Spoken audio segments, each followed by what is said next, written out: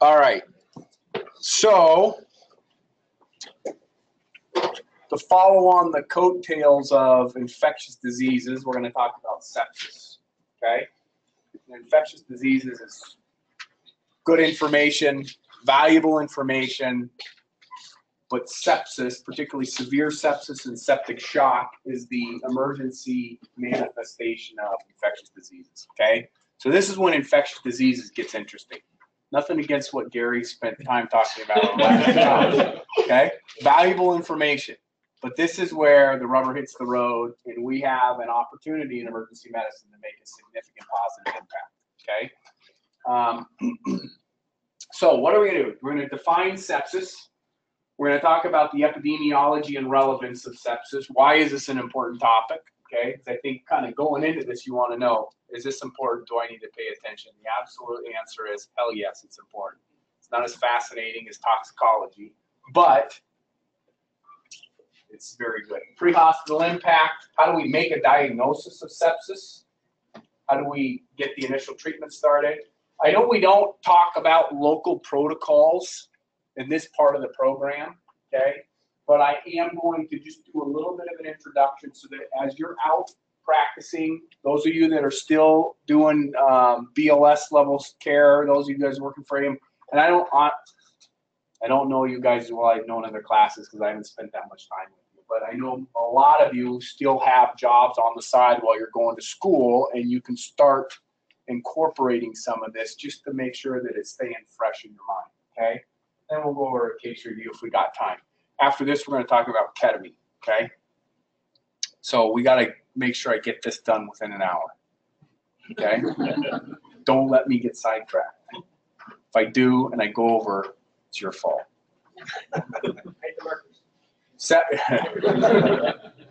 All right, sepsis. The Greek definition of sepsis, putrefaction and decay, right? This is the deterioration of organic tissue, decomposition. That's really what the term sepsis was when it was introduced by Hippocrates, right?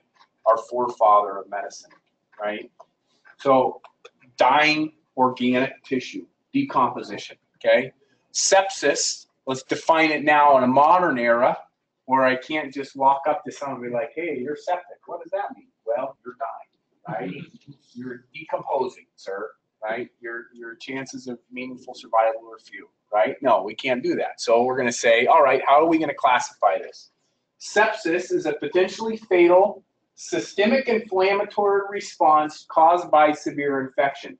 It's not necessarily a result of the infectious agent. It's not the really bad strain of E. coli that caused my sepsis. It's my body's inflammatory response when I attack that bug, okay? And it's a dynamic process. It can go from just a temperature and tachycardia and being volume dependent, needing some fluid resuscitation, to multi-organ dysfunction syndrome, multi-organ system failure, and death, okay? And we have to be able to identify on the spectrum of where we're at and intervene early. That's the secret to the success of managing sepsis and preventing death and permanent disability, is early recognition and intervention. So we have to define it, understand where we can say, yes, this is sepsis, knowing when it's tipping into severe sepsis, which is where we're going to make our greatest impact, and understanding what septic shock is and how adverse it is in terms of meaningful outcome, okay? So the analogy would be anaphylaxis, okay? It's not the greatest analogy because there's a lot of differences between the two, but it's not the bee venom that makes me die, right? In anaphylaxis. Who's anaphylaxis to bees in here? Anybody? Bee allergy? Me too.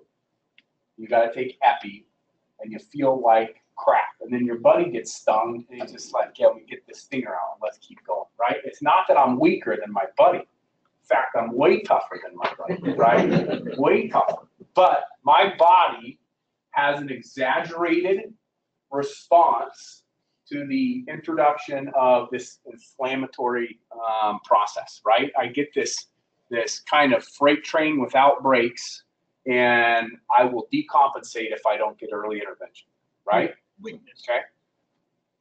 I guess it's hard to argue that. But just in that area. Just that. Nothing else. Okay? Also good grade.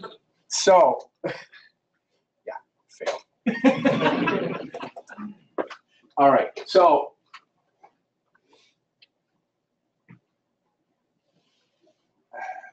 you gotta understand doctors, right? It's a bunch of like arrogant, cerebral people that have to get around and define everything and argue with each other about who's smarter and who can define it better, right?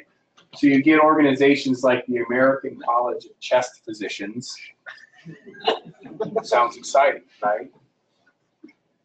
And the Society of Critical Care Medicine. They said, no, let's really define this, okay? Let's really get down to the nitty-gritty and describe what sepsis is.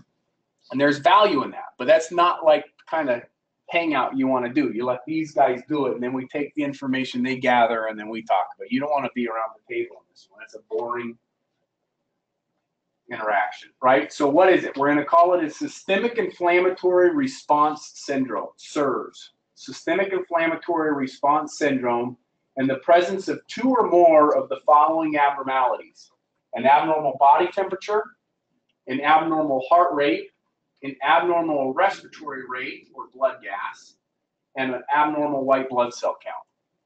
Okay? All things that change physiologically, right? All things that change in how your body functions as a response to an infectious process. And that is a criteria, infectious process. I can have an abnormal temperature, abnormal heart rate, abnormal respiratory rate, and a white blood cell count from trauma. Is that sepsis? No, that's trauma, right? I can do methamphetamine and I can have all of those things. Is my inflammatory response, is my metabolic change a response to an infectious agent or methamphetamine, right? So the criteria is I've got to have this change in physiology that's a result of an infectious process, okay? And it just has to be assumed. I just have to assume it, right, in order to treat it. Like, it's not UTI, buddy. And that, I'm going to call it, right? I'm calling it. You're sepsis. You weren't supposed to tell anybody. Yeah. So heart rate, rapid breathing, fever, and you smell like a UTI, okay? I'm calling it. Or you're coughing and that looks nasty. I'm going to assume that's no. All you have to do is have a good clinical suspicion. You don't have to have it confirmed. You just have to have a good clinical suspicion. Go ahead. So if you've got somebody with pneumonia, is that technically sepsis then? If they have abnormal vital signs or an elevated white blood cell count. I feel like with pneumonia, you usually see a fever and increased respiratory effort. Yeah. Guess what? That's sepsis. Okay. That's sepsis. How many times have you recognized that as being sepsis? Not there, you're like, little old lady who's got pneumonia, right? Little old lady who's got the UTI who's been acting abnormal. Okay? Where does she get put? Sepsis. She gets put somewhere tucked away in a hall because there's no beds, not on a monitor. 4 hours later, someone's like, shit, this lady's sicker than a dog, right? I thought she was just a little old lady with a UTI. No, now she's hypotensive, tachycardic, not responding to volume because when she showed up, she was sepsis, verging on severe sepsis with altered mental status. Now she's progressed into septic shock, and I'm going to have a hard time getting her back, okay? So if you show up, and you'll see the evidence to this, if you show up and you say, this is sepsis, not just pneumonia, this is sepsis, it has a positive impact on how that patient's received and treated, okay? From a pre-hospital, we'll look at studies that demonstrate that. So that's on the far left of the spectrum, okay? So the far left side of the spectrum, sepsis. Abnormal vital signs that I presume is related to an infectious process, okay? Severe sepsis is the next step, okay? And that is sepsis plus some sort of evidence of end organ disease or dysfunction or tissue hypoperfusion, okay? So that can be manifested as hypotension, an elevated lactic acid, which we'll talk about, decreased urine output, altered mental status, That is now saying that not only do I have abnormal metabolism, which is usually in a response to a compensatory effort, right? I can maintain a blood pressure because my heart rate's faster, right? So I'm compensating. I recognize it in a compensated state. Now I'm starting to see a decompensated state. And as that progresses, septic shock is severe sepsis plus persistently low blood pressure despite aggressive volume resuscitation. That is the far right end of the spectrum, okay? Where do we make our greatest impact? Right here. You've seen people with a sore throat from strep, and they're 19 years old. They got a fever and a rapid heart rate. And am I gonna like pull out all the stops and go nuts on that patient? Because technically they're septic, right? No, I'm not gonna. I'm gonna break their fever. I'm gonna probably give them a little bit of fluid, give them some Tylenol, give them some antibiotics, make sure they recover. Temperature goes down when you break their fever, heart rate goes down. They do fine, right? But I've also had those patients where I broke their fever, I gave them a liter of fluids, they're still tachycardic. That's a red flag, right? So then I order a lactic acid. I give them 2 liters of fluid. I hold on to them longer. I'm a little more cautious with those people because some of them may have a peritonsillar abscess and really actually be septic, sicker, right? So you got to be careful here. Most of them are going to be this person that you can turn around. What you don't want to miss and where you want to intervene is at severe sepsis. So if we look at this on that spectrum, SIRS, anything can do this, right? Methamphetamine, trauma, a broken leg, a UTI. If I got a UTI, I'm now here, confirmed or suspected infection. Now I just have to have, so this is 2 abnormalities. 1 sign of hypoperfusion gives me severe sepsis, and then refractory hypotension gives me septic shock. Does that make sense? How that evolves over time, and how at 2 o'clock in the afternoon, I could be right here, but by 8 o'clock that evening, if I'm not aggressively managed, I could be over here. Okay, makes sense? So sepsis is usually caused by gram-negative bacteria, thought largely due to the host's response to lipopolysaccharides, okay, or endotoxins. So essentially, it is components of the cell wall on gram-negative bacteria or exotoxins on gram-negative, or do I have those backwards? Gram-positives are exotoxins, and endotoxins are the cell wall products. So what happens is the body sees these components of the bacteria and starts this inflammatory response, right?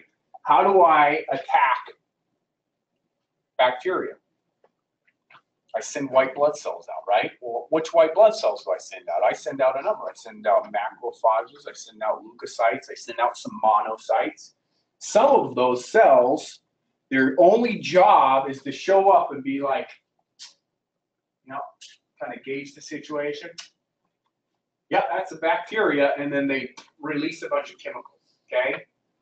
And then you get what's called chemotaxis. So that as chemicals are released, I vasodilate blood vessels in that area, I increase perfusion to that area, and I recruit other white blood cells, okay? So if I've got a hangnail, right, you can see that by that red spot and that little bit of tiny little pus that comes out of there every once in a while, right? Okay, called paronychia, can be that mild. The reason it's hot, inflamed, got a little discharge is because of a response to bacteria that creates inflammation, okay? Now, what if my body says, that's way too much of an inflammatory response? Now, I'm gonna have that systemically, okay? And that's what happens, okay? Does that make sense? So it's microvascular damage. Nitric oxide is released from the endothelial cells. The cells that line the small blood vessels all produce nitric oxide, right? That's how you vasodilate. I give you nitro for your chest pain, right? Well, guess what? The body's been doing that since the day you were born and on your ancestors for thousands of years. been like, hey, you need a little nitro, okay? So it supplies a little bit of nitro, supplied by the blood cells in the form of nitric oxide, causes vasodilation, okay? It's not just like some guy was like, nitro, let's try nitro on this guy, right? But we know that there's a response to nitric oxide, endogenously, so I supply it exogenously when I want to dilate somebody, okay? So this produces increased blood flow to that area where I have infection.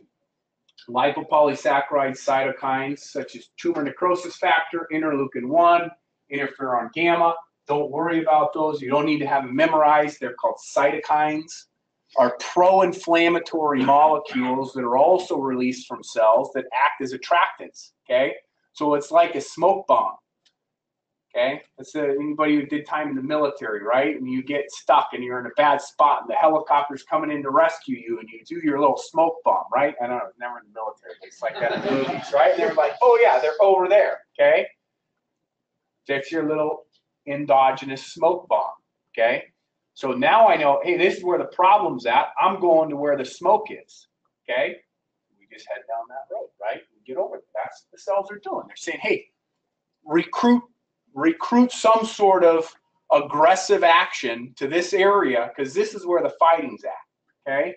You're radioing in for help. That's what the cells are doing, okay? Make sense? So the problem is this can lead to damage to the endothelium, damage to the lining of those very, very small capillary vessels, and it causes them to be very leaky. That's why you get edema, right? You get edema and swelling because I leak out the water component of blood because I've now got a more porous blood vessel, right?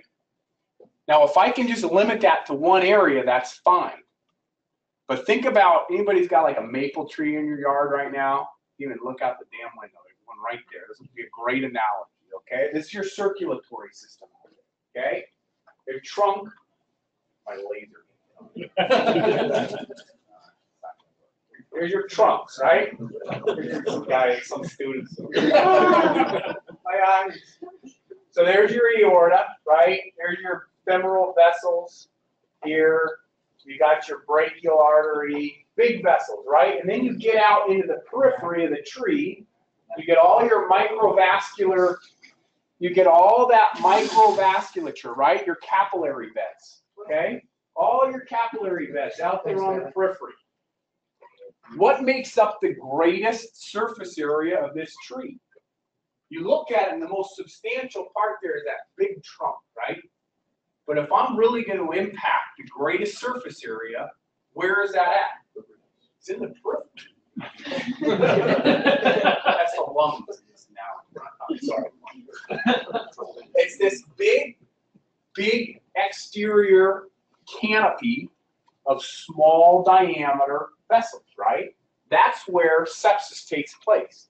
And if I can keep it limited to just where that site of infection is at, it's no big deal.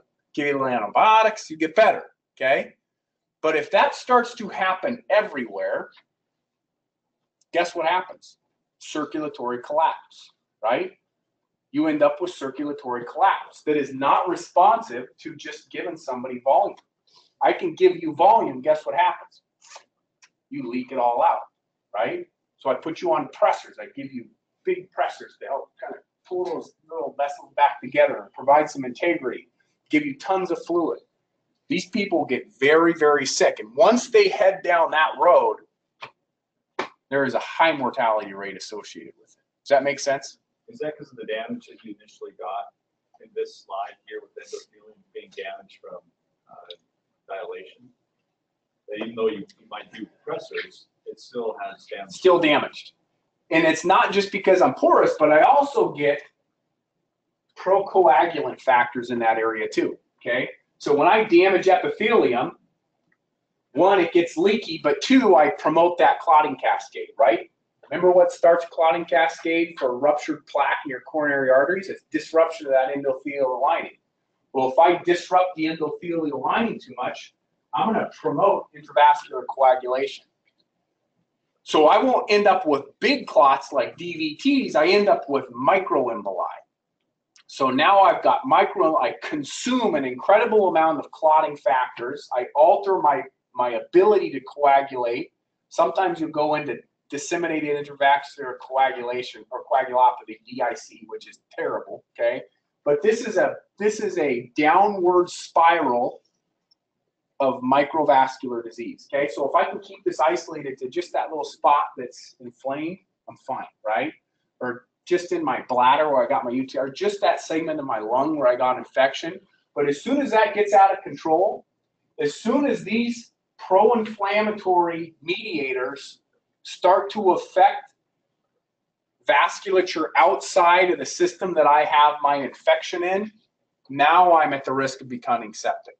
Does that make sense? Okay, got it?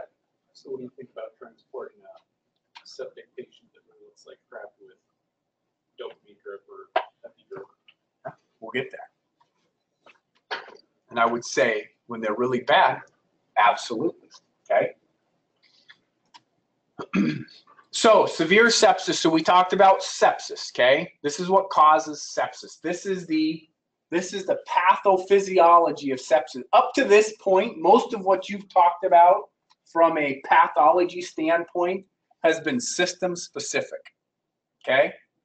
Pneumonia affects my lungs. COPD affects my lungs.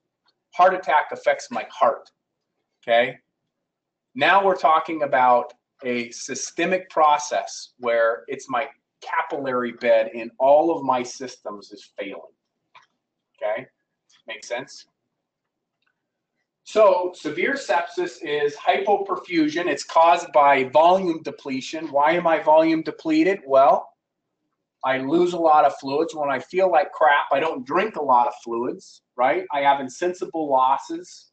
Insensible losses are loss of volume that is not from pee or poop, right? So when I'm breathing, I blow out CO2 and water. If I breathe faster because my respiratory rate is up, I lose more water, okay? If I'm sweating from a fever, I lose more water. I don't drink as much. I don't replace that water. So they're usually volume dry to begin with. They have an increased oxygen demand. We've got a higher metabolic demand or a higher metabolic need, so they need more oxygen. And this ultimately leads to multi-system organ failure. So their kidneys shut down, liver shuts down. They end up with ischemic heart disease. They end up with brain dysfunction, and ultimately leads to death. Okay. So that's our definition of sepsis. Got it? That's the definition. That's what we talk about when we say sepsis, severe sepsis, septic shock. That is the spectrum. That's where it begins, and that's how it ends up in death. Okay? Got it? So why is it important? It occurs in as much as 1 to 2 of hospitalizations, but is a quarter of ICU bed utilization. So it may not make up every hospitalization, but it's the sickest of the sick. Okay? And generally they don't show up with sepsis. A lot of them get septic in the hospital. So what was your routine of appendectomy or your little old lady who got admitted with pneumonia is not getting better. Guess where she goes when she doesn't get better? She goes to the ICU because now she's on a ventilator, right? Or now she's in shock and needing pressors. So it takes all these people in the hospital. We got a little game little kids have with all the little marbles, and you flip it upside down and it filters them all out, right? You know what I'm talking about? It's like this big, it's like this big around. You probably stopped making it in the 90s. Probably like a choking hazard if you opened it or something. It's got the little filter. It's like a little filter system, right? Doesn't have a screen. I don't know what it is, but it's got. So what happens to sepsis patients? They go, they work their way all the way down through, and they end up in the ICU because they're the sickest patients. So of the total amount of patients there, not a lot, but the ones that are there, they're the sickest of the sick. Okay. It involves prolonged stays in the hospital. It's estimated we spend $17 billion annually in the U.S. to treat sepsis. They're in the most expensive portion of the hospital. In Medicaid patients in 2011, septicemia was the second most principal reason for readmission within 30 days. Anything that's a cause for readmission, the government cares about, hospitals care about because there's money tied to it, okay? It's one, a marker of poor quality. Why are they getting readmitted for that same process? Or they were just in your hospital, now they're back. That's bad quality. I'm not going to pay you for that. So the hospital said, wait, I'm not getting paid for that. Now this is on our list of priorities, right? So this is on everybody's mind because it is a huge cost, okay? A huge cost. And they're sick patients, right? Causes millions of deaths globally each year. I don't know how we can gauge that because I'm sure there's people dying of sepsis in underdeveloped nations that don't even get recognized as being septic. They just die in their ramshackle hut, right? But in the United States, it's going to affect about a little less than 1% of the people, but contributes to greater than 200,000 deaths per year. Second leading cause of death in non-coronary, so the non-cardiac ICUs, it's the second leading cause of death. 10th most common cause of death overall. Children under 12 months and the elderly have the highest incidence of severe sepsis, so kind of a bimodal distribution. You call that early in age and then late in age also. Here's an age-related, age-specific incidence of mortality for sepsis and septic shock. So you see a lot here, right? You see higher mortality, higher incidence in this less than 1 year old group. And then you see a pretty sharp peak after the age of 55. It climbs up dramatically in the elderly population. Higher incidence and higher risk for poor outcome. This is just hospital data. They probably don't put shit about. So prior to 2001, sepsis was managed as an inpatient disease, right? You said, isn't that just, I mean, we just like see people on the moment, right? And that's what happened in the ER too. You'd see them and you'd be like, hey, yeah, this gal's got pneumonia, okay? This gal's got a UTI. We didn't call sepsis from the ER, except maybe like cases of septic shock. But sepsis was not a common diagnosis. It's not an emergency medicine diagnosis, okay? So we would call them UTI, we'd call them pneumonia, we'd give them a liter of fluid, because everybody gets a liter of fluid, right? Give them a liter of fluid, they get their antibiotic, if we knew what it was. Otherwise, sometimes you'd be like, well, I don't want to create resistant strains of antibiotics, so let's just make sure we know what we're fighting, then we'll do the antibiotic.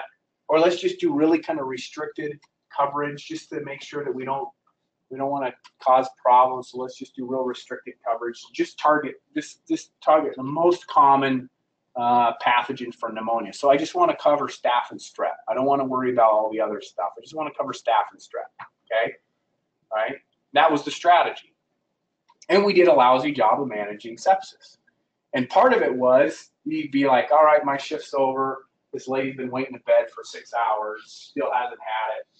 I'm going home and have a good shift. Okay. And I'd sign out to you, and you'd be like, and then the nurse comes up to you 2 hours later and is like, hey, your patient 8 is like circling the drain. I'm like, patient 8, I don't even know who that is. Like, yeah, it's the one that Doc Edminster had and signed you out, and they're like, well, that shit. He told me it was just a little old lady with pneumonia, right? So as we've had these problems with hospital admissions and boarding people in the ER, it's become more apparent to us that, hey, these people are deteriorating because they're not getting aggressive management up front, okay? Very much a too little, too late strategy. This guy is named Manny Rivers. He's in Detroit, Henry Ford Hospital. He was there and came out with early goal-directed therapy for sepsis right around the time that I was doing training, med school and residency. And I was out in Cleveland, and I went to one of his lectures. Bright guy, real humble, and he's just like, hey, we're boarding these people in the ER, so they get really sick, so we just kind of like set up an ICU in our ER. And here's what we did. We identified sepsis early. We gave them tons of fluids. We gave them antibiotics within an hour. Even if we didn't know what it was, we just hit them with everything. And the approach was cover everything, and then once we know what it is, we'll pull back to a more targeted approach. Opposite of what we've done before. People were getting early blood transfusions, putting central lines in people early to manage their volume status. It's easier for me to know whether or not you're adequately volume resuscitated if I put a central line, I put a pulmonary venous catheter, set it right down here at your right atrium, and measure the oxygen status of your venous blood, What I would like to see is that you unload a lot of oxygen, okay? Unload a lot of oxygen in your tissue, and you come back oxygen poor venous blood, right? But if you've got microvascular disease, dying tissue, your septic shock, you get that oxygen down there and you're like, hey, I got oxygen. And it's like a ghost town. No one's pulling oxygen from you, right? It's all dead. Or I'm not getting it there to deliver it because I'm so clamped down and under perfused. So I'm coming back with high venous oxygen pressures, right? Which tells me that I'm not utilizing oxygen, okay? So I could identify these people a lot sooner. I could get their volume status managed a lot better. I would give them early blood transfusions, very aggressive care, okay? This has been criticized over the past 15 years or so. And now we said, okay, really the most important things that we do, it's not that I have to put in a central line and measure your pulmonary venous pressures or your right atrial pressures. I don't need to do early blood transfusions. I do need to do early antibiotics. I do need to aggressively volume resuscitate, and I do need to identify sepsis early. So early goal-directed therapy is really these three things, okay? We haven't done a lot of this. We've kind of really backed off on this. But he's the one who really started this out, okay? And he improved mortality from 46% with standard of care to 30%. So they had a mortality of septic shock of about half their septic shock patients were dying. And they reduced that to a third of their septic shock patients were dying. That's pretty good if you're with septic shock, right? That means like, let's see here. The four of us like to hang out all the time. We all have septic shock, right? Now instead of two of us dying, only one of you has to die.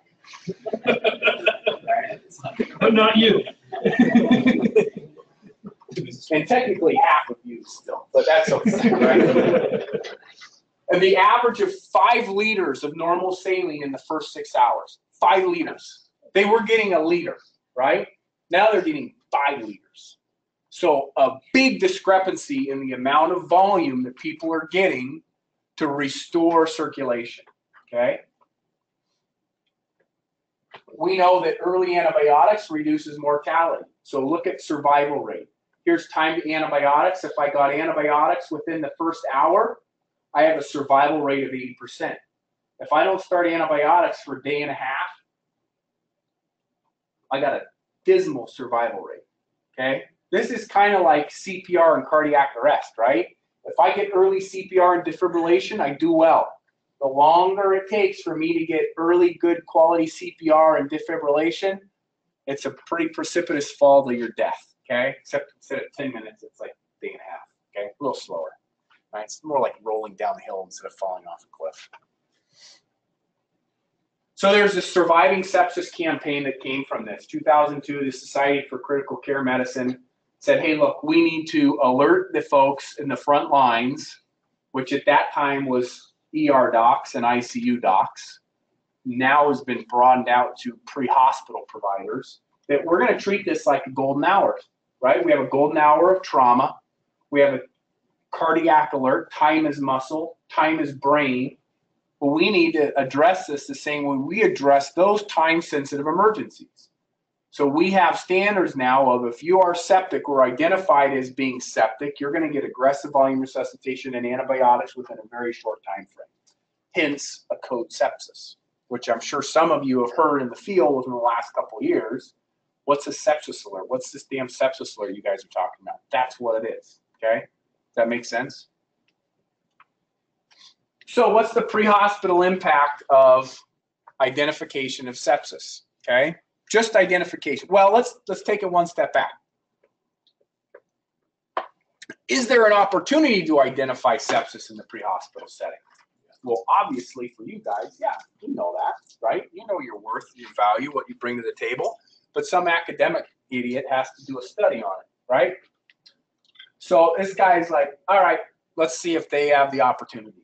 Okay, so they did a prospective study of patients presenting to a 50,000 visit urban academic ER from over the course of a year. Okay, and they said of the people that arrived by ambulance who qualified for a protocolized sepsis care in the ER, okay?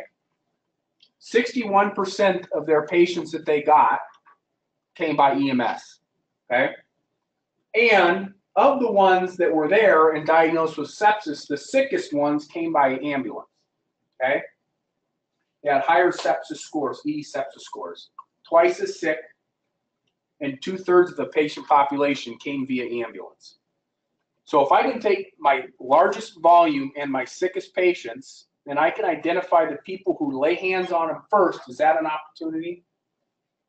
Hell yeah, it's an opportunity, right? So the stage is set. The stage is set to investigate whether or not we can make an impact, knowing that you're going to touch them before I do, okay? So, in 2012, January, among EMS patients, if the EMS provider had a written impression of sepsis, that's it. All you had to do is say, this patient's got sepsis. That's it. That's all you got to do. Show up, and instead of saying, hey, they got a pneumonia, or they got a UTI, you say, hey, this patient's septic, and I think it's their urine. Okay? What's the impact of that? Shorter time to antibiotics, which we know has a survival benefit, 70 minutes versus 122 minutes, and shorter time to initiation of that early goal-directed therapy that we talked about that correlates with survival and improved outcomes. 70 minutes versus 131 minutes. Okay? Does that make sense? So just by saying, you don't have to do anything except say sepsis. This patient has sepsis. They already get better care. Okay? It's this forward momentum process. You see the same thing with stimulators in the field, right? You call and you say, hey, I got somebody who's got a STEMI, right? What happens? They get better, faster care in the hospital. You see someone in the pre-hospital setting, you say, I think they've got a stroke. What happens? They get a faster time to a CT scanner, better, faster treatment, right? Shorter times to TPA. We've got all that evidence collected locally and nationally. We've got that evidence collected. Okay? So you do something in the field that's easy, like I'm going to name this, and you're going to, the downstream effect of that is they get better, faster care when they hit the door. Okay? You don't even have to do anything complicated, right? All you got to do is just know what the hell you're looking for. Okay? Make sense? So Guerrera in Denver, Journal of Emergency Medicine 2012, he said, all right, let's detect and start to treat them in the pre-hospital setting. Not only are we going to name it, we're going to start treatment. We're going to start early goal-directed therapy in the field. So they initiated a sepsis alert and a treatment protocol where they have their SIRS criteria plus a suspected infection and some sort of evidence of hypoperfusion, which you need one to meet severe sepsis criteria, right? It could either be a low blood pressure, a mean arterial pressure of 65, we'll talk about that, or a lactic acid of greater than 4. And they had little bedside point-of-care lactic acid tests they could do on blood. So they do it, they got a lactic acid greater than 4, and then that counted, okay? Their mortality went from 26% to 13%. They cut mortality in half. That's a pretty big deal, right? That's a pretty damn big deal. Mortality reduction by half. Just by saying, all right, sweet. We saw them, we identified it, and we started treatment. And guess what their treatment was? Fluids. That's it. Aggressive fluids. They're not starting antibiotics, it's just fluids. Aggressive fluid resuscitation, identifying and calling in severe sepsis. Reduced mortality by half. As opposed to being like, pneumonia, UTI. Okay? So how do we identify sepsis in the field? Because it seems like this is pretty damn important, right? Based on what we just talked about. Seems easy, right? One, and some of this is going to be repeated because it's important. We're just going to reiterate what we talked about a little bit earlier.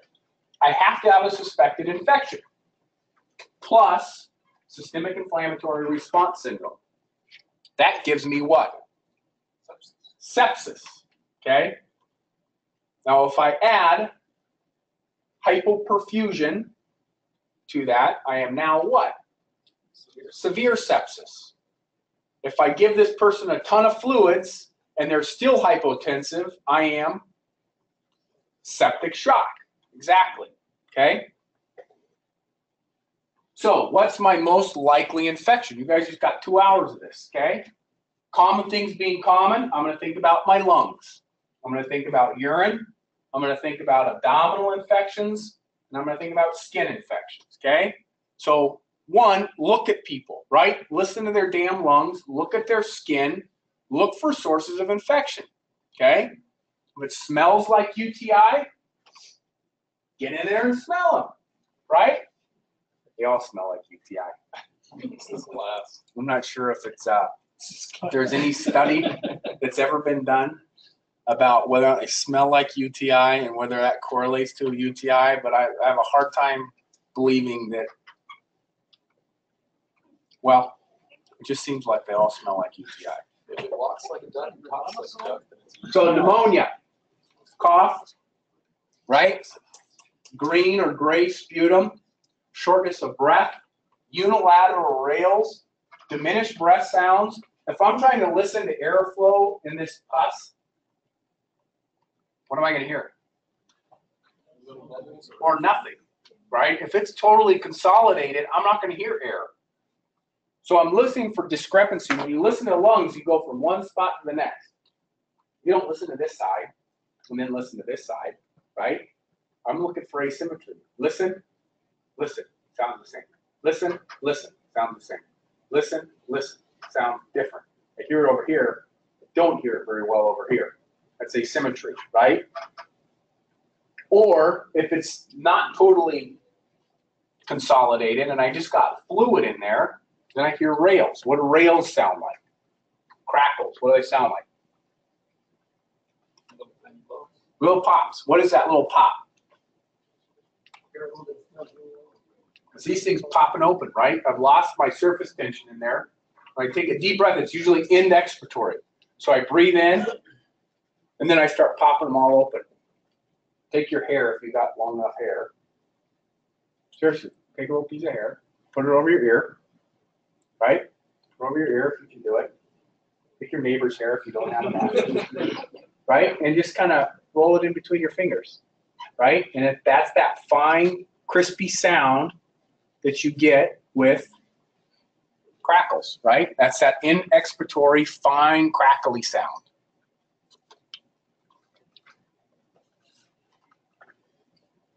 Who's at high risk? COPD patients. Anybody who's recently been hospitalized or increased risk of pneumonia. In fact, I treat them far more aggressively with more broad spectrum antibiotics. Why? Because my workplace is covered in nasty bugs, right? We got the worst bugs. So if you're sick, you're run down, you're already debilitated, you're more likely to contract the bug. Plus the ones that I'm going to give you when you come to my house are really bad ones. So you're going to get covered with hospital-acquired pneumonia drugs as opposed to community-acquired hospital pneumonia. So hospitalization, COPD, you're at risk for pneumonia, okay? What about urinary tract infections? Suprapubic or hypogastric tenderness, right? Painful urination, dysuria. Urgency, meaning when I gotta go, okay? All of a sudden I gotta get up and go to the bathroom really fast. And I gotta go all the time. But since if I gotta get up and go without much warning, it's not like, yeah, I can hold it for another 15 minutes. It's like, ooh, I gotta go, you know? And I'm doing it a lot. Or if I'm leaking a little bit, okay? These are all historical features that are gonna be beneficial to you, okay? When this goes from my bladder to my kidneys, it's called pyelonephritis, right? And then I'm gonna have flank pain with it. How do I assess for pyelonephritis? With my physical exam finding. I go like this. Does that hurt when I do this? Does that hurt when I do this? Okay? So I get a little CVA percussion. Okay? Why does that work? Because those kidneys are adherent to the back of the back, right? They're retroperitoneal structures. They're adherent to that muscle, okay? As opposed to your gut, which kind of floats around. Your liver kind of hangs out there. Your spleen and stomach all hang out there. Your appendix hangs out here, right? Those are all peritoneal structures. Your kidneys are retroperitoneal. They're kind of attached to the kidney, or to the back. So when I thump you on the back, where does that vibration go? Right to the kidney. If that kidney hurts, it hurts when I thump on your back, okay? Same thing with a kidney stone. The difference between a kidney stone and pyelonephritis, people with kidney stones are like this, right? You've seen them. Like, they got that colic pain. They can't get into a comfortable position, okay? They can't find a comfortable position. Oh, they're up and down, puking. Like, oh, it's the worst pain I've ever had. People with pyelonephritis don't want to be up and moving around. They're going to be sitting still. People with appendicitis and peritonitis, they're going to be sitting still, okay? All right? People that are up moving around, I'm thinking more colicky type pain, kidney stones. The other thing that'll do that is ovarian torsion can give you colicky type pain too. Elderly patients, patients with indwelling Foley catheters, they're all at increased risk, okay? Peritonitis and abdominal infections, it's all regional, right? What's up here that gets infected? Your liver rarely gets infected. You get like liver abscesses, but you rarely get liver infection from bacteria. You get it from viruses, right? Hepatitis and stuff like that, but rarely do you get bacteria there. Who gets bacterial infections up here? Your large bowel, gallbladder. Gallbladder, right? Gallbladder sits right here. Okay? Who gets bacterial infections down here? Appendicitis, right? Cholecystitis, appendicitis. This side. Yeah, what do we call that? Colitis. Diverticulitis, okay? Usually it's at the sigmoid colon, descending colon has the greatest wall diameter. That's where you get most of those diverticuli pockets. The vast majority of them are in this portion of your distal bowel, distal large bowel. What do you get up here in your left upper quadrant? Not very much anything, right? I mean, like my belly, I got a gastritis, I got a peptic ulcer, but very rarely is it infectious in the left upper quadrant, okay? Pancreatitis is usually not infectious. It's inflammation, but it's related to gallstones or alcohol or scorpion bites, but that's rarely happening, right? Okay, seriously. So the ones that are most common are going to be diverticulitis, appendicitis, cholecystitis, okay? Make sense? What's the difference between pancreatitis and cholecystitis? Because they can kind of share this right upper quadrant sometimes, or epigastric region. Cholecystitis is aggravated by just eating a bunch of fatty foods. Fatty foods. What about pancreatitis? Alcohol. Sugary Anything. stuff. If I've got active pancreatitis, anything makes it hurt. Anything and everything. Okay? Bread makes it hurt. A banana makes it hurt. Water makes it hurt. Okay? If I've got a gallbladder, it's fatty foods, things with lipids, oils. Okay? So that cheeseburger made it hurt. What about if you just ate an apple? No, it's usually fine. But I went out and I had wings with my buddies, and now it's really bad, right? Fried food, oil. Okay? And the reason is, when I send fatty foods to the stomach secretes a hormone called cholecystokinin. You don't have to memorize this. Okay? It tells the gallbladder, I need you to squeeze and give me some bile. Okay? Because I'm going to send some fatty stuff to you, and you're going to emulsify that fat with your bile, because that's what bile does, right? It's like soap and oil. So now I can absorb that fatty content. Otherwise, I can't absorb it across my gut. So I send cholecystokinin message to my gallbladder to gallbladder squeezes. If I don't have fatty food, I don't send the message to squeeze, so it doesn't hurt as bad. So that's an important clinical question you can say to distinguish the two. Well, the worst with fatty foods was bad.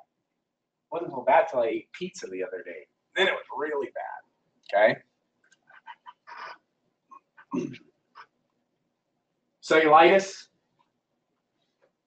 warm red, you know, those pro-inflammatory things that you can actually see. Here's an area, warm red, tender, usually with edema, usually unilateral. A lot of people have peripheral vascular disease and kind of red, warm legs. It's atypical to get cellulitis on both my legs, right? I'm looking for asymmetry, okay? I'm looking for one side worse than the other. Just like with lung exam. I'm looking for asymmetry between my lungs, okay? Abscesses are usually firm, dense. They have central fluctuance, but real rigid and firm tissue around it. Who's at risk for that? IV drug users, diabetics, okay? Know who your high-risk populations are. And then once I identify my source of infection, I say, all right, what are my SIRS criteria? I need any two of the following. Temperature, tachycardia over 90, not 100, over 90, okay? Respiratory rate over 20, or a white blood cell count that's elevated. How useful is this to you in the pre-hospital setting? It's not, right? So really, you only have to get two of these three or what you're going to use functionally in the field, okay? Temperature over 100 or under 96. 90% of septic patients are going to present with a fever. Not all septic patients will have a fever, okay? Check your temperatures on all your sick patients. Don't give me this bullshit about our temperature devices don't work.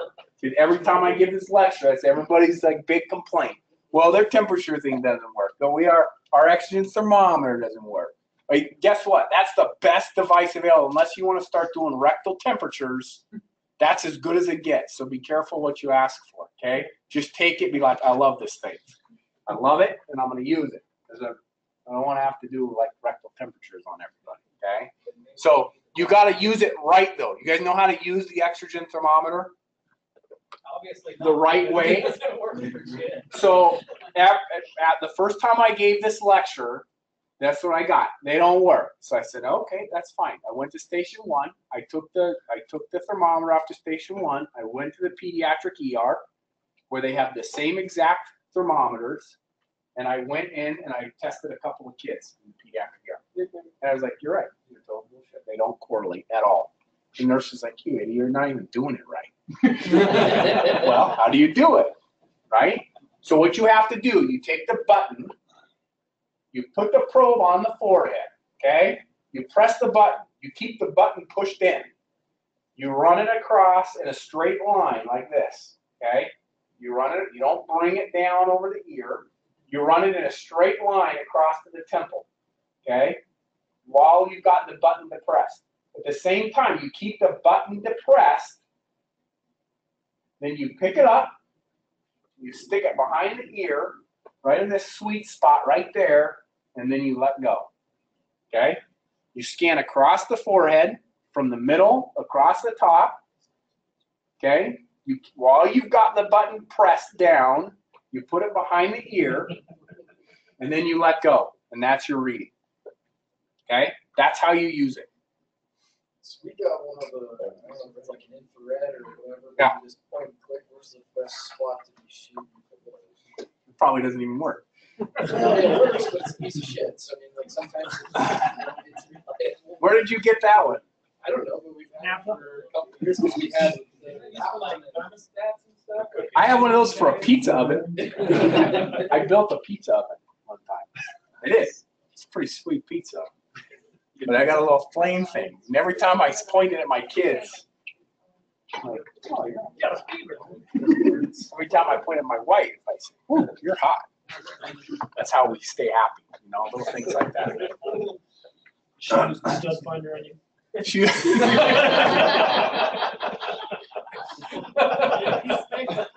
Oh, man. I would never respond. That's a good one. That's good. All kinds of jokes around here. All right, check temperature on all your sick patients. Okay? I can't comment on the pizza oven thing. Heart rate over 90, right? This is an appropriate cardiac response to hypovolemia. If I got low volume, I'm going to crank up my heart rate to maintain cardiac output. It's going to be increased during metabolic demand. It's going to be an increase in response to that microvascular injury or distributive shock. You've heard the term warm shock, cold shock? You heard that term before? Cold shock is when someone's clamped down. I bled out all over the floor because I had a bad trauma. So I clamp everything down in my periphery. So I'm cold in my periphery. Well, if I'm vasodilated everywhere, where does all my heat go? In my periphery. I'm warm shock, right? I'm distributive shock, okay?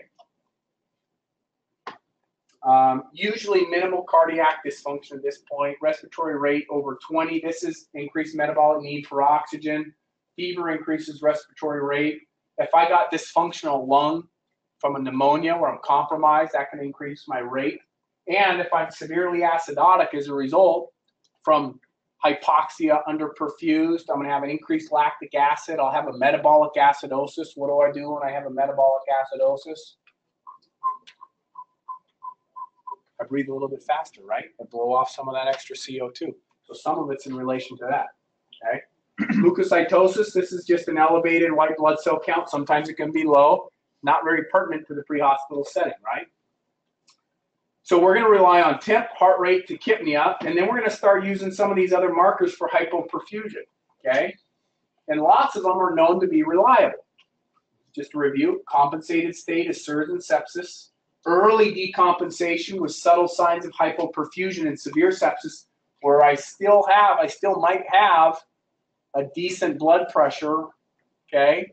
But I can have other signs of poor perfusion. Altered mental status, right, is a very common one. And then septic shock is uncompensated shock, okay? So what's severe sepsis? Well, sepsis plus hypoperfusion. And I can do a lactic acid of 4, greater than 4, but that's not very helpful for you if you don't have a lactic acid point of care marker. But in septic patients, we know that an end-tidal CO2 less than 25 correlates very well with a lactate greater than 4. And you do have end-tidal CO2 monitoring in the pre-hospital setting. So if you say, hey, look, I got a septic patient, and they look sick, and I want to know if they're severe sepsis, that's a good person to put on end-tidal CO2, because that's going to tell you a little bit more about whether or not they are underperfused. And it's directly related to the fact that they're blowing off CO2 to compensate for a metabolic acidosis. Elevated lactic acid gives me metabolic acidosis, lactic acidosis, right? My end-tidal CO2 is going to drop as I compensate. So this can be my surrogate marker for an elevated lactic acid, okay? Altered level of consciousness or confusion, decreased urine output, systolic blood pressure less than 90, mean arterial pressure less than 65, hypoxia, right? Volume resuscitation to assist compensation is critical in severe sepsis. This is where we make our biggest impact on these people who are circling the drain, okay? And then septic shock is refractory to fluids. Is it common to have a BP that's higher of a MAP that's high as well? Would that We'll go over MAP because it's an underutilized, easy tool that can help you gauge on how sick somebody is, that you might miss totally with a systolic blood pressure if that's what you're using to gauge blood pressure, okay? We'll look at it in just 1 second.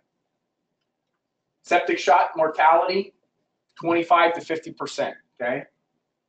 So, mean arterial pressure. Do you guys ever watch Dora or have kids that watch? I know you don't watch Dora, but your kids watch Dora? Anybody? Yeah, Dora the Explorer, right? Come on. But as kids. You want me to sing the song or something? Yeah, what's the song? On the map, on the map, on the map. If you have a kid, on the map, right? And then after like 2 episodes, you're like, listen, kid, either I'm getting ready up or we're turning off the show, all right? One or the other, okay? Well, this is your map. I want this to be the same annoying guy that dances around in your head when you get a septic patient. What's the map? What's the map? What's the map? What's the map? What's the map? Right? Okay? You watch Dora, you'll see. You've seen it, I know. Yeah, you've seen a couple episodes, I know you have. So what is it? This is a more accurate measure of perfusion than the systolic blood pressure alone. It's the average blood pressure seen by the organs, okay? It places much more weight on a diastolic blood pressure than a systolic blood pressure, which we conventionally do when we look at somebody who is compensating for shock, right? So if I'm clamped down, what happens to my diastolic pressure? I end up with a shorter difference between my systolic and diastolic pressures, right? If I get shot and I'm hemorrhaging and I'm in shock, I might have a blood pressure of 120/90, okay? I'm compensated, I'm clamped down, okay? That pressure gradient is really narrow, okay? Now, if I'm distributive shock, I'm not clamping down. The problem is the opposite. I got a floored out diastolic blood pressure. So I'm taking a fixed volume and sending it down a pipe this big, as opposed to a fixed volume sending it down a pipe this big, which gives me better pressure at the other end.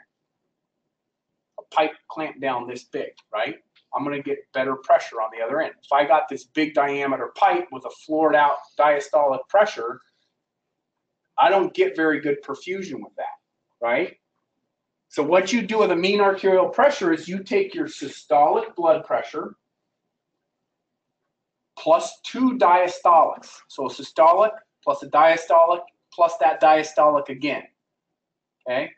So in this circumstance, if I'm 90/60, I got a systolic of 60, or a diastolic, or a systolic of 90, systolic and the systolic, that gives me whatever, divided by 3 is 70, okay? So I take this number divided by 3, that's my mean arterial pressure.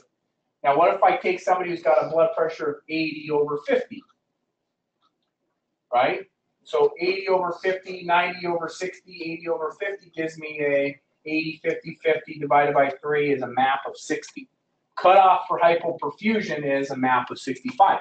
But if I play with those numbers, I could end up with somebody who's got a systolic of 100 and a diastolic of 40. What does that give me? 180 divided by 3, right? Gives me 60. But their systolic blood pressure is 100. They've got to be better than the guy who's 90/60.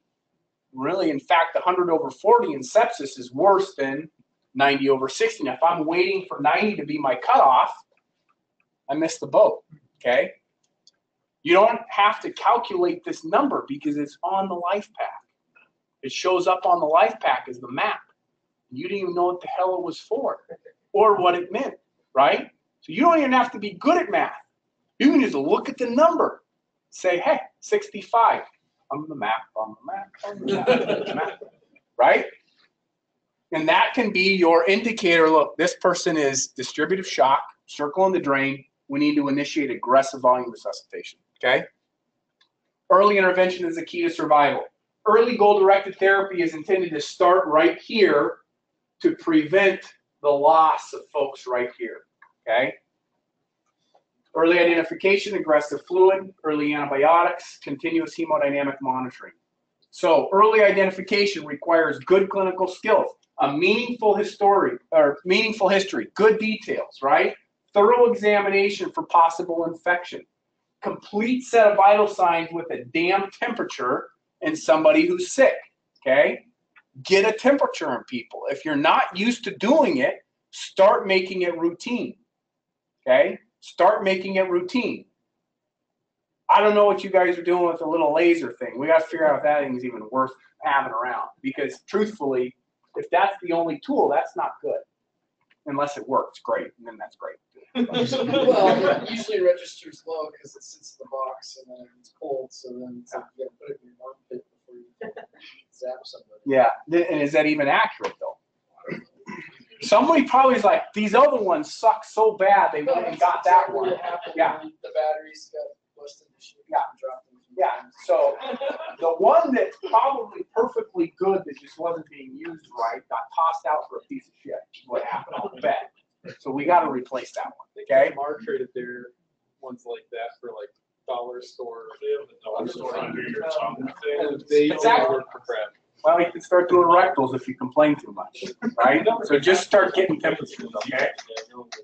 So pre-hospital sepsis alert ensures early identification. It's going to prompt an in-hospital sepsis alert, which is going to pull additional resources to the ER. It gives me a pharmacist at times, IV therapy, lag extra nursing resources. We want to give oxygen, right? I want to maintain oxygen saturations at 96 or better. Severe sepsis and septic shock usually are in a failed oxygen delivery state. We talked about that, where you can measure that venous oxygen pressure, and it was elevated because I'm not dropping off oxygen. Okay, makes sense, right? So I'm not delivering well. I want to optimize where I'm at in the hemoglobin saturation curve. Oh yeah, here's the thing. Etomidate, you guys heard, don't use etomidate in sepsis. Okay, so etomidate, which is our pre-hospital drug of choice for intubation, suppresses adrenal function.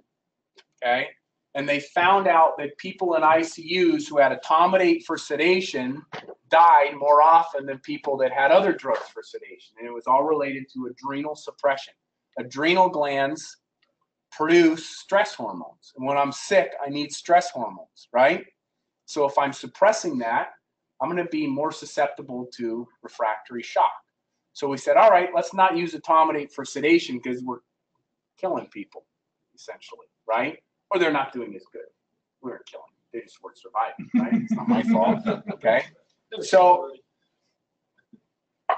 we say, all right, does a single dose have an impact? Well, we know that a single dose of etomidate does suppress adrenal function.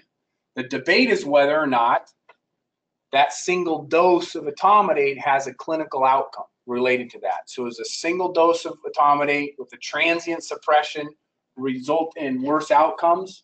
And that's still being debated. But you're going to get a lot of people that say, don't use etomidate in sepsis. Well, what's my other drug of choice in a really sick patient at this point? I can give them Versed, which is going to bottom out their pressure too. So I'm damned if I do, I'm damned if I don't, right? Ketamine, got ketamine. Ketamine is the perfect drug for sepsis RSI, okay? You actually get a little bit of sympathomimetic push. You actually support their pressure just a little bit. We'll talk about ketamine here in just a second, okay? Fluids, number one way you can make a difference. Septic patients are down an average of 4 to 6 liters. You want 2 large bore IVs, okay? Consider an IO if they're sick, altered or intubated. I want at least 10 cc's per kilo in a patient with sepsis, and I want 20 cc's per kilo in patients with severe sepsis, okay? That should be your target, 20 cc's per kilo in severe sepsis. My target in the ER is 30 cc's per kilo. And if I don't get 30 cc's per kilo, I get dinged. Do you mean by the time we hit your door, that's what you want? I want that to be your target, okay? And you're gonna do that in 500 cc doses. So 500 cc bolus, repeat, listen to the lung sounds, 500 cc bolus, repeat, listen to the lung sounds. Hang a liter, give half, listen again, give them the other half of the liter. Hang another liter when that one's done. Hang 2 liters.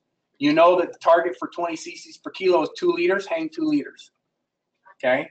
And then every time you're down 500 cc's, reassess their lungs, okay? You want a big bolus, I give 30 cc's per kilo. I have to hit this mark. If I don't hit this mark in the ER, I get dinged. It's a quality metric for emergency medicine. I gotta have antibiotics within 4 hours, and I have to have 30 cc's per kilo before they leave the ER. And I have to repeat a lactic acid on them afterwards. If I don't, then CMS, Medicare, Medicaid says you're bad doctor, right? So what is that? 50 kilo patient, right? That's 1,000 cc's pretty much, right? 75 kilo patient, that's 1.5 liters. 100 kilo patient, that's 2 liters. 115 kilo patient, 250 pounder, that's almost 2.5 liters of fluid, okay? So what'll happen is you'll come in and say, hey, look, I got a septic patient, I think it's pneumonia. They've had 1,500 cc's of fluid. And I'm gonna say, okay, that means I gotta do 800 more cc's or whatever that is, okay? So I hang another liter and I just tack your pre-hospital liters onto my liters. And that way I can say 30 cc's per kilo and I include what you've already started in the pre-hospital setting. It's the same as if you show up and you're like, hey, this guy's got a STEMI, here's my 12. I'm not like, can't use yours. Can't use it. Gotta get my own. Can't make any decisions based off of yours. I gotta get my own. No, I'm gonna take yours and I'm gonna use it. Okay? And in those circumstances where you've got a STEMI, you gave them nitro, and then the EKG changes resolve, guess which one we make our decision based on? Your EKG, right? Can that much fluids be a problem? Sure, it can. But the vast majority of these people are volume down, under resuscitated, and they tolerate it just fine. Even people with congestive heart failure, the ICU docs are reminding us constantly, hey, you know how you were really anxious about this person getting volume overloaded? They weren't. They could have used more volume resuscitation. Give them the fluids. When in doubt, give them the fluids. Doing 500 cc boluses is a good way to reassure yourself. Don't give your volume resuscitation boluses slow, right? What's the ideal way to give 500 cc's of fluid? How fast would it be? If I could give it like this, I would give it like that. If I could just say 500 cc's, boom, I would do it that way, right? Because that's going to tell me about any physiologic change, right? If you can volume resuscitate somebody that fast, 500 cc's of fluid, guess what happens to blood pressure and heart rate? They go like this, right? Wait a second. Other way. Blood pressure goes up, heart rate goes down, right? So 500 cc bolus, and then if they still need more fluids, guess what? Those things drift back. I say up, 500 cc bolus, and they still need more fluid, they drift back. Up, they need more, right? Until I give enough of those big boluses that they stay apart and they stay like that, okay? That tells me when I'm fluid responsive, when I can create a physiologic change. After a while, I give you 500 cc bolus and your vitals don't do anything. It's like, all right, man, I'm done, okay? I'm not going to change my physiology because I don't need any more. Now I'm just storing extra fluid and you're going to make me pee, okay? Before that, if I see a change, that's the volume that's making a difference. So ideally, I give it like this. Obviously, I can't do that, but a short, fat needle has the smallest resistance for delivering large volume, okay? So big IVs, lots of fluid.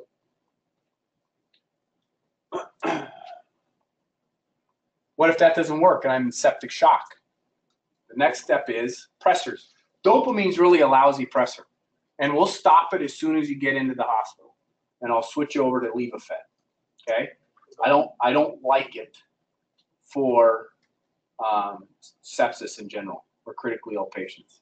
There's better ones. I don't like the fact that this is pro-arrhythmic, arrhythmogenic, can cause arrhythmias. Same thing with epinephrine. I want more targeted vasoconstriction and sepsis. But this is what you have. So I'll switch them to Levophed as soon as you get them to the ER, right? So assuming we had time to make, which would be a better choice, dopamine or epinephrine? Dopamine. I start with dopamine. It's pre-mixed. It's easy, right? But remember with dopamine, you got a dose-dependent response. Yeah. So why don't we have that's that much better than dopamine actually? Well, dopamine's an ACLS drug, right? So we use it for bradycardia. You can give dopamine for hypotensive patients from cardiac-related causes, right? So it gives me a little bit of squeeze. It gives me a little bit better conduction. So from a general resuscitation standpoint, for cardiac patients, it's better than Levophed, okay? And you probably just don't want to have that many pressors in the pre-hospital setting. Pressors are a big deal, right? And you got to be really careful with them. And we even get criticism in the pre-hospital arena because frequently I hear people show up and I'm like, what's your dopamine at? And they say, oh, it titrate to effect. Well, what is that, right? Right? Where are you at? Well, how much dopamine are you on? If you're on 2 mics per kilo, then shut it off, right? If you're at 25 mics per kilo, you're well beyond where you should be at, right? If you're at 10 mics per kilo, I know exactly what you're getting benefit from, okay? And a lot of times that doesn't happen because you want to know why? No one does the damn math, okay? You don't do the math. You're like, guys, pressure's got to come up. Open up the dopamine, right? How many drips per minute? I don't know. Titrate to effect. That's bad. That's bad medicine, okay? Most vasoactive drugs need to be administered through a central line. Ideally, they're administered through a central line. Who carries 1,600 concentrations of dopamine? So that's a central venous line only recommendation dose. Peripheral lines should be half that. Okay, should be an 800 microgram per mil concentration. So you technically should have this diluted by half to administer it through a peripheral line. What's the? Okay. I'm not sure exactly what it You is. think it has to be more in the peripheral? No, it's the concentration. It's the fact that this concentration shouldn't be administered through a peripheral line. So, 800 mics per. Should be 800. Increase your flow. To get the same dose. You would reduce your flow and dilute it out. You either dilute it or you reduce it from. Well, no, it's the same. You're reducing your rate will have no impact on the concentration, so you can only dilute it. But when you dilute it, do you want to double your You have to change your math. drip? You'll probably have to change your math. So Divide by 800. I have a chart that I made specifically for dopamine. It's a laminated chart for 800. So you can see at a patient weight, and you can see where you're at, 2, 5, 10, 15, 20, and you can say drips per minute. And just go, and then you know exactly. So you can say 4 drips per, or if I'm at 16 drips per minute, that concentration, that's 7.5 mics per kilo per minute, and you know exactly where you're at. Yeah. So in a case where we are going to get pressors, you were recommending dopamine because it was easy. Yeah. Is epinephrine any worse off doing that? Because I know if I put a milligram of epi in a 250 bag and I have a 60 drop per mil set, I do 1 drop a second, I've got 5 mics. So you can do epinephrine in the county protocol. No, we're not supposed to talk protocol. You can do epinephrine as a pressor dose if you set it up for a drip. You can do that. You're allowed to do that. But our protocol specifically addresses dopamine first. Okay? So if you were to do that, you should say, here's what I did, not, hey, can I make an epi drip and give it to this guy? Because they're going to be like, fuck, no, buddy, just do it. Right? But if you're like, hey, here, I got a septic patient here who's pneumonia. They got a mean arterial pressure of 55. They're about to be intubated. They're really sick. I've given 20 cc's per kilo. I've had no change in blood pressure, no improvement. They're refractory. I think it's septic shock. I've got them on an epi drip. I'm going to put them on an epi drip at X amount of kilos per minute. And I'll be like, fuck, sweet. I hope I get this patient when they show up because that's a sick patient that seems to be pretty well managed in the field, right? And no push pressors then. Yeah. We don't really have it set for push pressors. Even though there's some benefit in certain settings to push pressors, this would not be one where it's approved, so to speak. Okay. So what do we know about dopamine? Dopamine's dose dependent, right? What do I mean by that? Different effects at different doses, right? So what do I get at low dose dopamine? I get what? Renal dosing, right? I get renal dosing. I get actually a little bit of splanchnic vasodilation. Okay. I get increased blood flow to my gut with low dose dopamine. Okay. So anything less than 5 mics per kilo, should be mics, not milligrams. Anything less than 5 mics per kilo is just pretty much worthless. Okay. Just shut it off when you use it. Use that in a hospital for? Now, they used to call it renal dose dopamine when people with renal failure, and they're like, what are we doing? Stupid idea, right? So they stopped doing it, okay? You give those people fluids instead, right? 5 to 10, I'm going to get primarily cardiac effects. Increased inotrope, increased chronotrope, right? What am I doing when I'm septic? I'm already tachycardic, right? I'm already tachycardic. I'm beating away at 120 beats a minute. I'm stressed. If I do 10 mics per kilo or 7.5 mics per kilo of dopamine, what am I getting? I'm just flogging my heart that's already working its butt off to compensate, right? So really where I'm going to see is the 10 to 20 dose. So I want to adequately hydrate this person, get them volume resuscitated first, and then I want to start to squeeze. And I'm not going to get any squeeze until I'm up on that 10 to 20. And it's a short-term fix till you get them to where you're going to deliver. Then I stop the dopamine and I put them on a pure vasoconstrictive pressor. Okay? That makes sense? What happens if I don't volume resuscitate this guy? I can squeeze that bottle all you want, and you're not going to get any benefit. Okay, you can't wring out a dry sponge. Okay, you got to fill them up first. You got to fill the tank before squeeze makes any impact. What were you gonna say? When we start those pressers, go beyond the 20 cc per. Yeah, I would just keep giving fluid. Yeah, at that point, that's your minimum. Okay. That's your base. Okay. So back to dopamine, with us going at the central line. EJ is not a central line. No, No. even if you get the, Nope. Nope. It's not a central line. It's a peripheral line. All right. Nice try. Okay, so Spokane County sepsis protocol.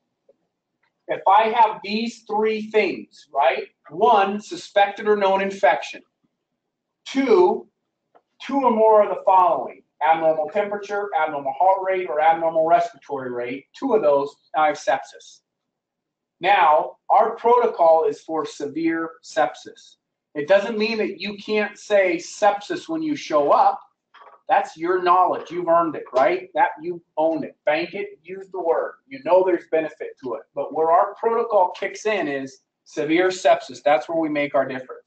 So if I have a systolic blood pressure less than 90, if I have a mean arterial pressure less than 65, on the map, right? Altered mental status or end-tidal CO2 less than 25, that's end organ hypoperfusion. And I only need one of those. So I need infection, suspected or known, 2 vital sign abnormalities here, which is not blood pressure, okay? And then evidence of hypoperfusion. You can throw blood pressure down here. Blood pressure doesn't come in until we start looking at severe sepsis, okay? That's severe sepsis. And then we're going to say, give them oxygen, initiate end-tidal CO2 monitoring, large bore IVs, 10 cc's per kilo for normal intensive patients, 20 cc's per kilo for hypoperfused patients, so sepsis versus severe sepsis. Repeat blood pressure breath sounds after each bolus. If they remain less than 90 or MAP less than 65 after the 20 cc per kilo target, then we're going to start dopamine at 10 to 20 mics per kilo and titrate till we meet those targets. Okay, make sense? When you say titrate, you mean go up? Yep, you go up. So 10, you go 20? 10 go to 12 and a half, then go to 15, then go 17 and a half, then go 20. Don't go over 20.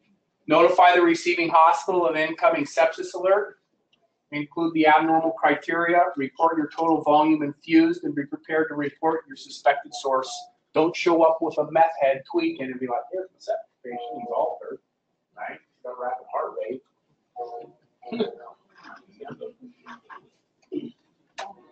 Remember that 2-hour infectious diseases lecture? All right, we're going to skip case reviews,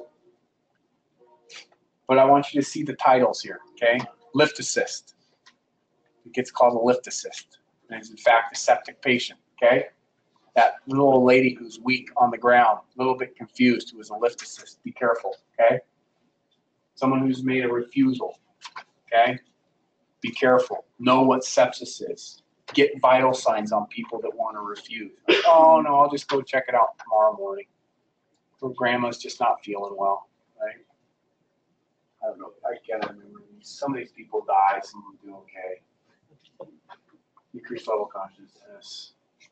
Okay. The gist of it is, even the people where you're not septic, like one of those is heat stroke and they got called septic, they got admitted, they got started on antibiotics, got volume resuscitation, went to the ICU.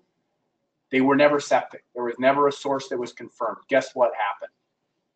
They benefited from the treatment. They got aggressive fluids. They got lots of hemodynamic monitoring in a sick patient.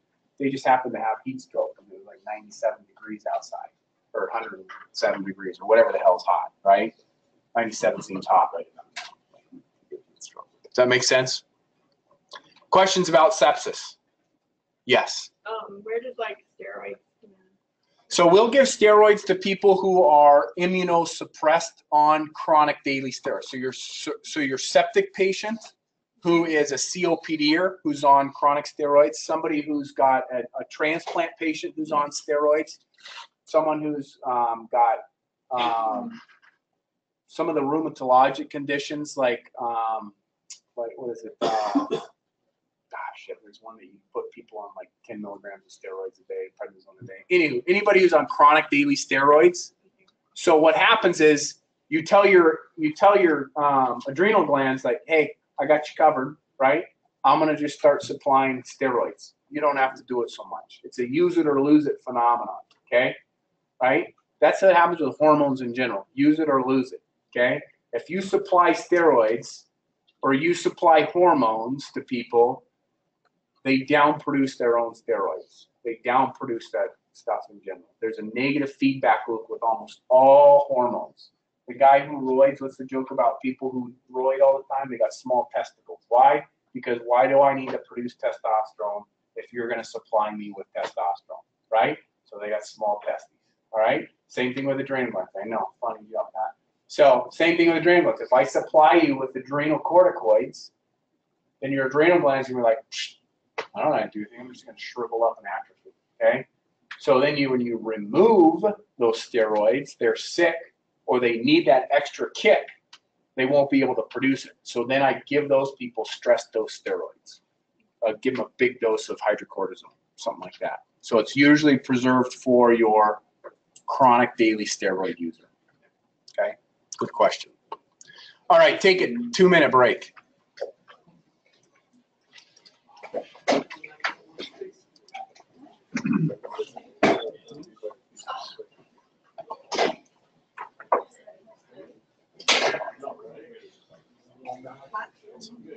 So last year, no, 2 years ago, 16, November 16th, I was in septic. What was that from?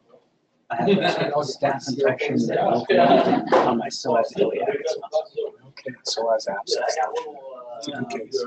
Interesting case. You never know I mean interesting case. Yeah. How'd you end up with psoas abscess? Scraped my shin jumping on engine 2 and didn't think much of it, but it never got streaky or hot or Did you get both done? No. Oh, you're kidding me. Okay. Toxicology expert. Oh, I'm we still let him recording. get sidetracked.